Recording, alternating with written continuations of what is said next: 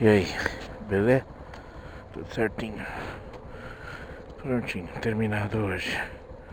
Na calmaria de uma segunda-feira com todos os atributos para ser muito calma no trânsito, né? Foi calmo, foi bem calmo. Até esperava mais pela ocasião, a vinda. Mas acho que a ida vai ser mais calma ainda. É assim, segundas-feiras em dias normais, sem nada de diferente, errado, nada. Já são dias realmente que o trânsito não é assim tão pesado quanto nos outros dias. Abração. Nossa, só porque eu falei, começou a entrar carro aqui, né? Hoje é uma segunda-feira onde estamos de férias escolares. Já diminui um pouco. E aí, para ajudar um pouco mais, amanhã é feriado no estado de São Paulo, 9 de julho. Revolução Constitucionalista. E aí também uma outra parte já emenda. Então o percentual aqui hoje é supostamente bem mais tranquilo. Por isso o trânsito tão calmo.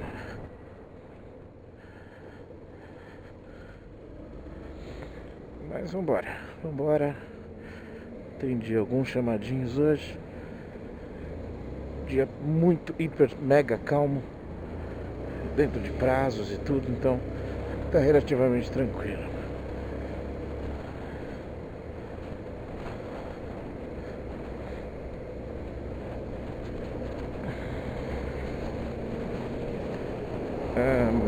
Tem assuntinhos aí, agora já atualizado, né? Um pouquinho mais atualizado. Dois assuntos que eu queria falar, vamos ver se eu consigo desenvolver todos. Falar um pouquinho do governo, né? Faz um tempinho, né? Eu não falo sobre nada, né? Mas é um governo que põe a bunda na janela o tempo inteiro, né? Ou como diria o Negão, meu amigão, meu compadre, calça de veludo, bunda de fora, né?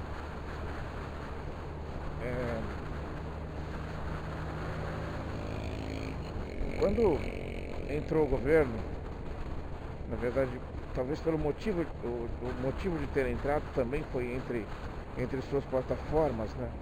Ele só fala em bobeira, em coisas supérfluas. Coisas macro eles não têm capacidade de falar, de conter, de rever, de refazer, não. E quando tentam pegar da meta, né? E aí eles foram direto, em cima, assim, na lata. Uma bandeira PT ali, né? Uma bandeira da tal da... Como é que eles chamam? Eles chamam de... viés ideológico, né? O conceito de viés ideológico, né? Que foram os médicos cubanos, né? E realmente, por conta das boas relações entre Cuba e o Brasil, o convênio acabou sendo feito aí e fornecia alguma melhoria a esses médicos que vinham em relação ao tipo de vida que eles tinham lá. Algum tipo de melhoria. Nossa, hein? Rapaz do céu, esse é imponente. E também matava um problema grave que nós continuamos tendo, que é médicos em lugares longínquos, né? Percebeu-se há um bom tempo que tínhamos um problema, né? Vagas oferecidas em lugares muito remotos não eram ocupadas. Por isso uma demanda de população em vários postos de saúde em cidades muito pequenas, sem atendimento, porque não havia médicos. E percebeu-se que não era uma questão pura e simplesmente de não ter concurso, de não ter médico. Tem médico. Mas médico, primeiro, já é uma elite normalmente, né? São faculdades caras, de longo período. Onde não é qualquer um, ah, meu filho vai ser médico, vai lá e faz faculdade. Não.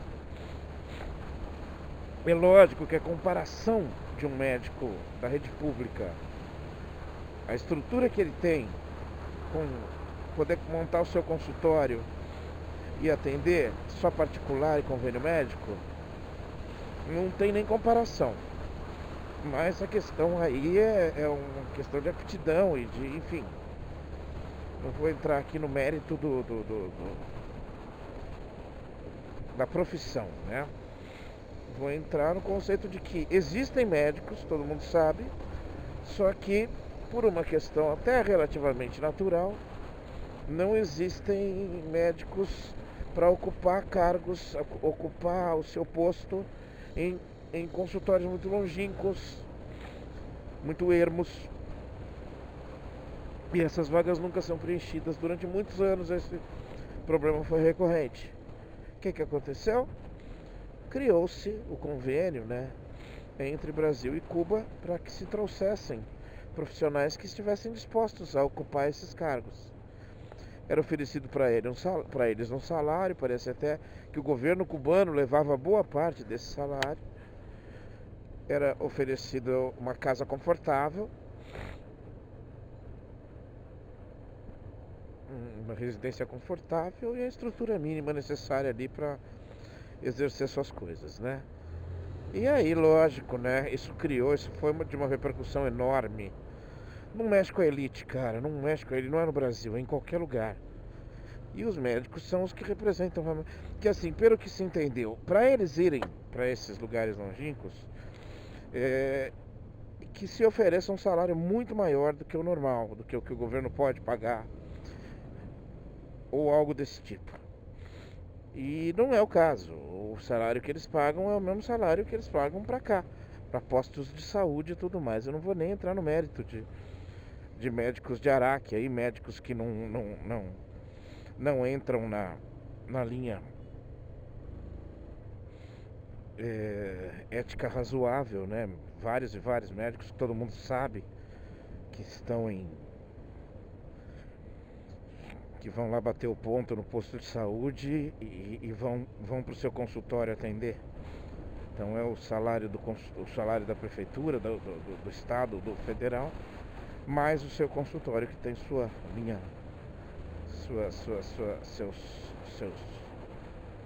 seus pacientes, como diria, mais abastados, né? E enfim, vou entrar só no mérito desse programa de Cuba. E foi uma enorme repercussão na época, foi uma das coisas que começou a montar essa linha de crítica enorme do governo do PT. E, enfim, teve muita resistência para ser implantada. Esses médicos chegavam nos voos de Cuba e haviam manifestações nos aeroportos, manifestações extremamente rudes. Eles são os profissionais, eles são os colegas daqueles burguesinhos que iam no aeroporto reclamar, protestar e ridicularizá-los, né? Enfim, era uma guerra e o governo encontrou essa solução, para mim mais certa do que errada, porque o principal objetivo, que era atender aquela população que não tinha, foi atendido, que não tinha esse atendimento, foi atendido.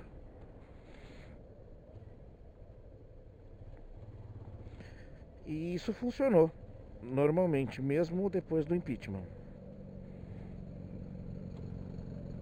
da nossa presidenta.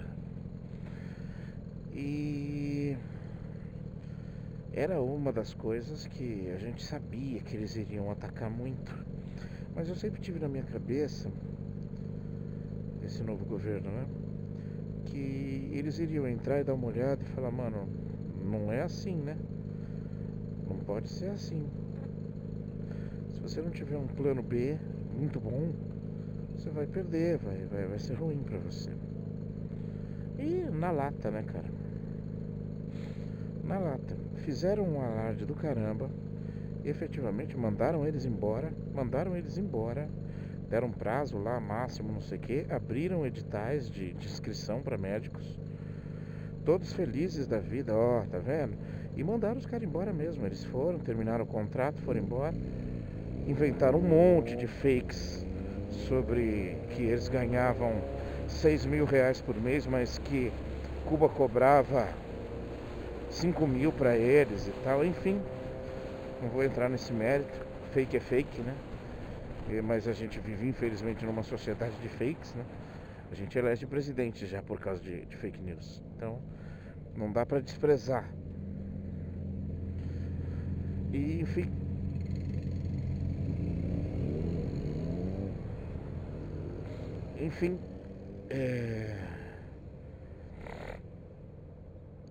Acabou que uma das primeiras atitudes do novo governo foi a expulsão, foi praticamente uma expulsão mesmo desses profissionais e suas famílias. Isso já rolava há uns 3 ou 4 anos. E com a esperança de que não, vamos preencher todas as vagas. E o Ministério da Saúde nos primeiros dias dava pulos de alegria e gargalhadas dos petistas, comunistas, socialistas e afins. Porque o número de inscrições foi recorde, rapidinho. Em 2 dias, mais de 80% das vagas já estavam preenchidas, porque as inscrições eram enormes, em enormes quantidades e tudo mais. E ao final é aquela coisa, eu não sei se eu cheguei a falar em vídeo, mas eu cheguei a comentar nos meus meios, né? De que escrever é fácil, eu quero ver entrar. Quero ver pegar lá, entrar dentro do consultório, pegar o pessoal e falar: oi, boa tarde, meu nome é Dr. Tal e eu tô começando aqui nesse posto no Vale do Jequitinhonha. E batata. Hoje saiu uma reportagem no UOL, que deve ser fake, né? Porque o UOL, a Folha, a Veja, o Reinaldo Azevedo, a Globo, são todos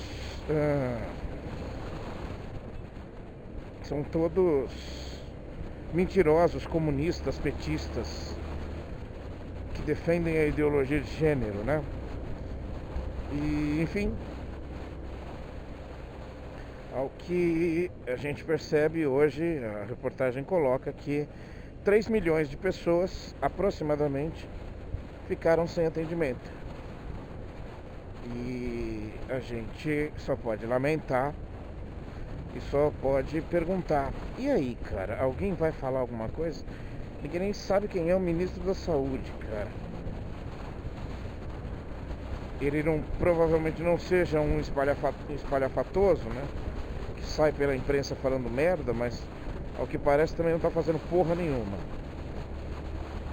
Então a gente lamenta, sabe, que essas coisas caiam no esquecimento e a pilantragem toda que roda tudo isso não se manifeste ao ter um resultado depois de 6 meses, entendeu?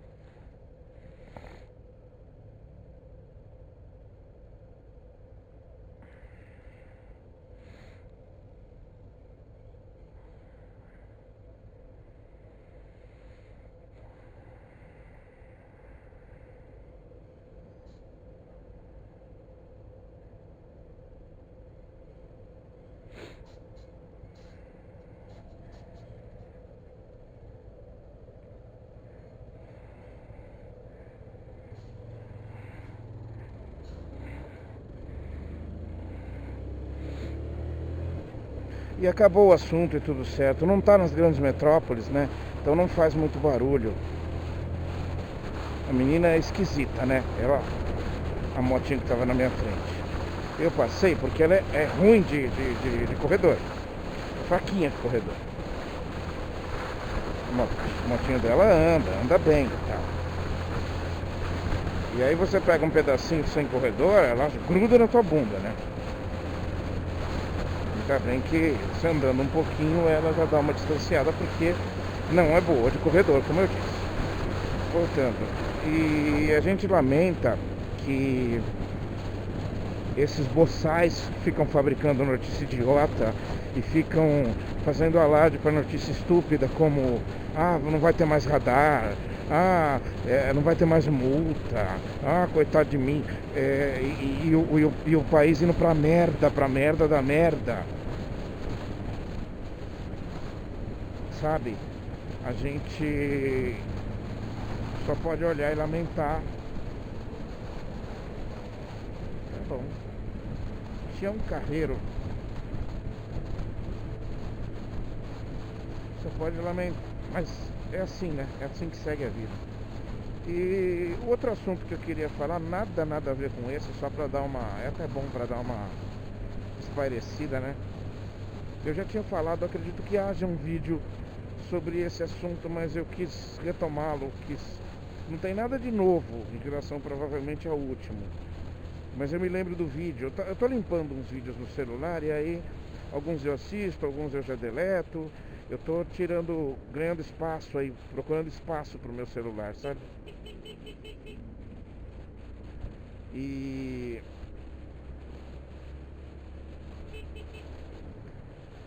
aí achei um vídeo que fazia tempo que eu não via, que é inclusive um cara que eu sei quem é. Eu já falei sobre ele, eu não lembro o nome dele. Mas ele é um suposto arqueólogo que estuda a história e tudo. E tem comprovado. Ele jogou o carro um pouco pra cá, por isso que eu me assustei. Na câmera não vai dar pra perceber. E ele tem. Esse é aquele cara que tem aquele argumento de que ele tem as provas da existência de Jesus.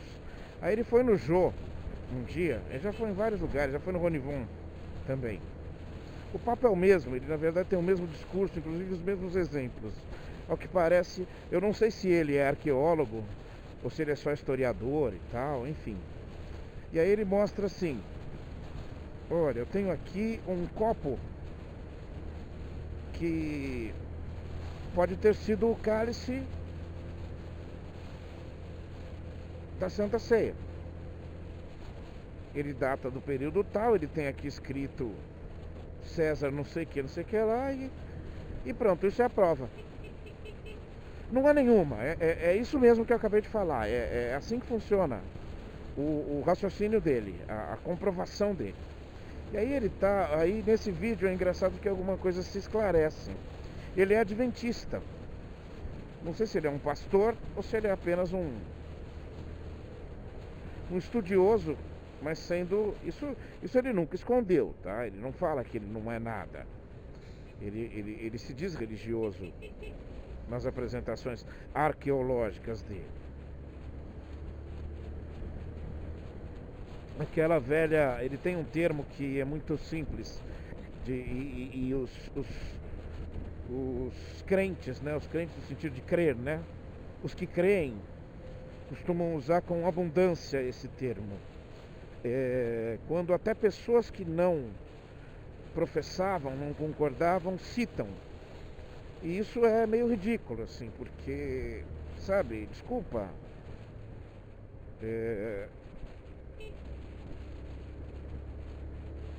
a gente... eu já falei sobre isso, já é comprovado isso, que não se sabe nem se Aleijadinho existiu, ou se ele era uma escola com o mesmo estilo de várias pessoas, porque nunca se encontrou nem o corpo do Aleijadinho. A gente não sabe se Tiradentes, Joaquim José da Silva Xavier, não que ele não existiu, possivelmente ele tenha existido, mas não com a história tão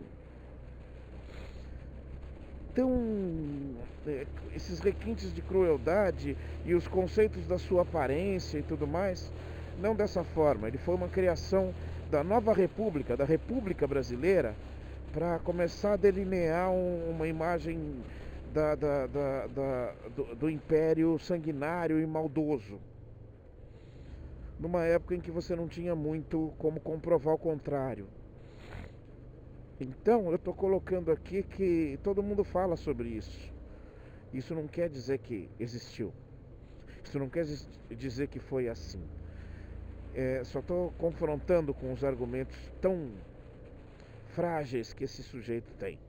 E aí ele está lá fazendo uma palestra dentro da igreja dele. Ele toca algumas vezes no Conselho Adventista. Então ele até fala, adventistas estão entre os evangélicos. E ele cita uma pesquisa que para mim não é nenhuma novidade, que é o fato de que ateus e agnósticos conhecem mais fatos religiosos do que os próprios que creem, os crentes. Então se separou, segundo ele, numa pesquisa, em todos os aspectos da pesquisa, das perguntas e respostas, os ateus e agnósticos sabiam mais, tem um percentual bem maior do que os cristãos evangélicos e católicos e judeus. Os judeus são os vice-campeões, que eles estudam mais, sim, a sua religião. Mas onde ele fala que o perigo do cristianismo perder força, o perigo do desaparecimento ou da perda do poder do cristianismo no mundo ocidental, principalmente, se vem porque eles não sabem, eles não entendem, não conhecem. E batata, pra mim isso é completamente... Você tá falando de um cara de dentro, não de fora, que tá criticando. Não, ele tá fazendo uma crítica de alerta. Olha os vagabundos aí, tudo velho. Ele tá fazendo um alerta. Ele tá fazendo um alerta aí, ó. Aí você cria vagabundinhos, ó. Todos eles, ó. Que legal.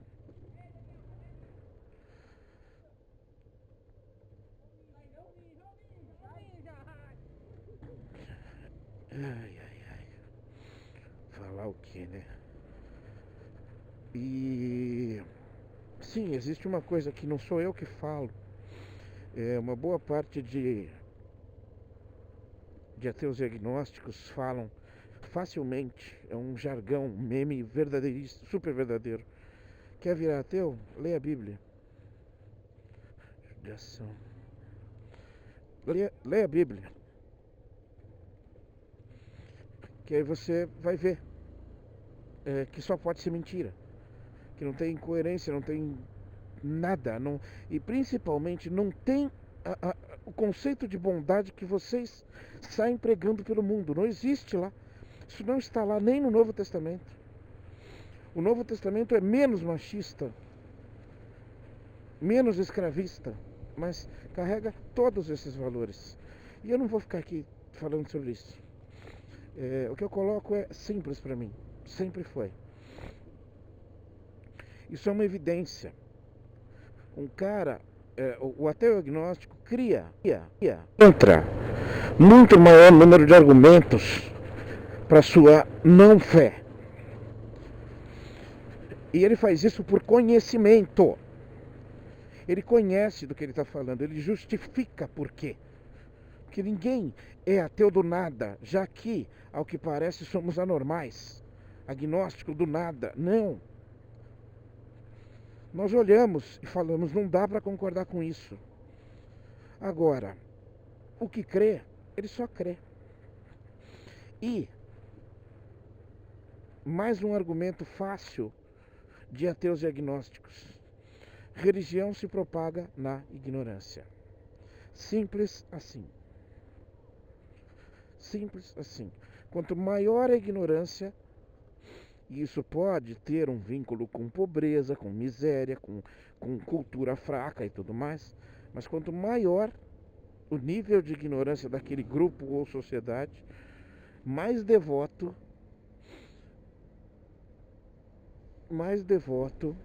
mais fanático e mais capaz de brigar e de cometer uma violência por conta da sua religião. Então isso é fato. Não é, o Marco que está achando. Não, eu não estou achando. Eu estou explicando. Tá? É para ser diferente? Não, não é legal ser diferente, gente. Eu preferia, quando eu navegava muito mais na minha ignorância e não tinha problemas em... Tá nervoso, meu filho? E não tinha problemas em como é que eu falo? Em conviver com o senso comum brasileiro, porque o meu senso crítico era muito menor. À medida em que a gente vê mais, toma mais decisões, enxerga mais, a gente também, por conta da responsabilidade maior, por estar sabendo, as coisas bonitas deixam de ser bonitas, as coisas que não tinham importância passam a ter importância. Daí vira um lado de falar fácil e claramente em qualquer conceito evoluído. Antigamente não existia esses mimimis. Realmente não. E hoje existem os mimimis. Não são mimimis. São grupos de pessoas que resolveram sair daquela caixa em que estavam, se manifestaram, reclamaram e exigiram direitos. E pediram direitos. Pediram uma visão diferente. Sempre acharemos que aquilo que a gente não evoluiu é frescura. Beijo do gordo, até mais.